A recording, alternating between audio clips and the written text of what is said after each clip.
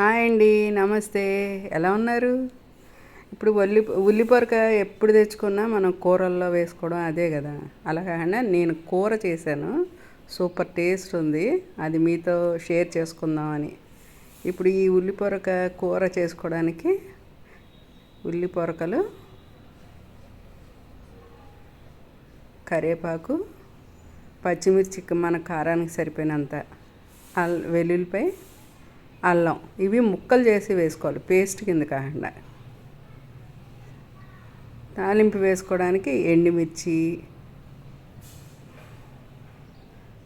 పచ్చి శనగపప్పు ఒక్కో స్పూన్ లాగా వస్తాయి. మనం అలా పట్టుకుంటే పొట్టుమినపప్పు తాలింపులోకి సూపర్ ఉంటుంది. ఆవాలు, జీలకర్ర అన్నీ ఇట్లా పట్టుకుంటే హాఫ్ స్పూన్ లాగా వస్తాయి. ఇవన్నీ తాలింపులకు మాట. ఇవి తీసి పక్కన పెట్టుకోవాలి.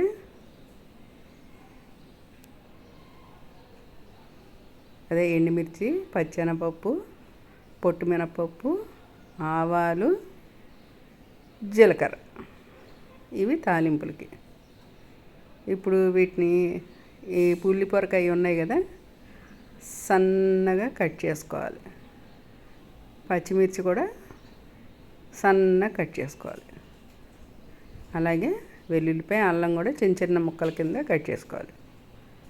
ఇప్పుడు నూనె వేడెక్కిన దాంట్లో ఇందాక తాలింపులు తీసుకున్నాం కదా, అవన్నీ కరివేపాకుతో సహా వేసేయాలి. వేసి కాస్త చిటపట్లు ఆడుతున్నాయి చూసారా. ఆవాలు చిటపట్లు ఆడితేనే టేస్ట్, దానిలో ఫ్లేవర్ మనకు వస్తుంది అన్నమాట. ఇవన్నీ వేగాక ఇందాక కోసి పెట్టుకున్నాం కదా, చూడండి మంచిగా వేగుతుంది. ఇప్పుడు వెల్లుల్లిపాయ వేసేయాలి. తర్వాత అల్లం కూడా వేసేయాలి. వేస్తాం కదా. ఇప్పుడు పచ్చిమిర్చి ముక్కలు సన్నగా కట్ చేసుకుంటే వేరే తీయకుండా వెళ్ళిపోతాయి. ఉల్లిపొరక అంటారు, ఉల్లికాడలు అంటారు, స్ప్రింగ్ ఆనియన్స్. ఇది మాత్రం మీరు చేసి తిని అప్పుడు నాకు కామెంట్ చేయండి. దీనిలోనూ పసుపు వేసుకోవాలి. పసుపు ఎందుకంటే గ్రీన్ కలర్ ఎన్హాన్స్ అవుతుంది. మళ్ళీ పసుపు కమ్మగా కూడా ఉంటుంది కదా. అది దీని మీద మూత పెట్టుకోకూడదు. ఉల్లిపొరకే కదా, ఊరికే వేగిపోద్ది. అలా వేగనివ్వాలి. వేగాక ఒకసారి తిప్పుకొని మంచిగా అంతా కింద మీద అంతా శుభ్రంగా అంతా కలిసిపోయేట్టుగా చేసుకొని కొద్దిసేపు ఆ వేడిలో ఉంచాక నేను ధనియాలు, జీలకర్ర, వెల్లుల్లిపాయ వేయించి పౌడర్ చేసి ఉంచుకుంటాను. ఇది కూరలో వేస్తే కమ్మగా ఉంటుంది. అదేమో కొత్తిమీర కట్ చేసుకున్నా. ఇప్పుడు ఇవి మనం ఇందాక వేయించుకున్న కూరలో కొంచెం వేసి, అంటే ఒక హాఫ్ స్పూన్ పడుతుంది.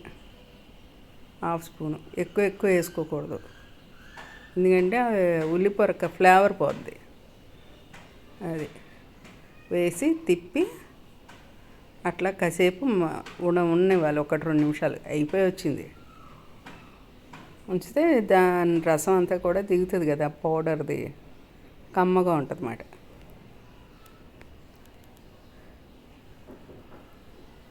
ఇప్పుడు కొత్తిమీర కూడా వేసాను.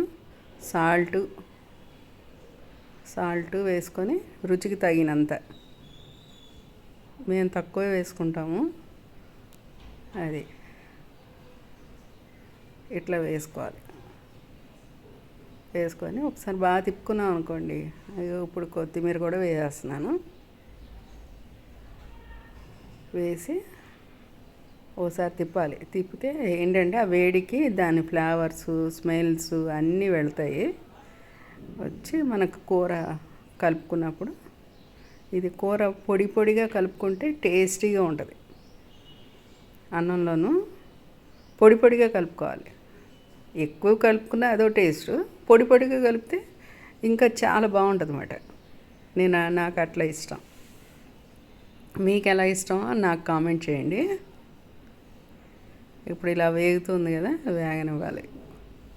చూడండి, కొత్త కొత్త కొత్త కొత్త ఉడుకుతూ బాగుంది కదా. దీనిలో ఒక్క అర స్పూను షుగర్ వేసుకోవాలి. వేసుకుంటే టేస్ట్ బాగుంటుంది. అయిపోయింది కర్రీ.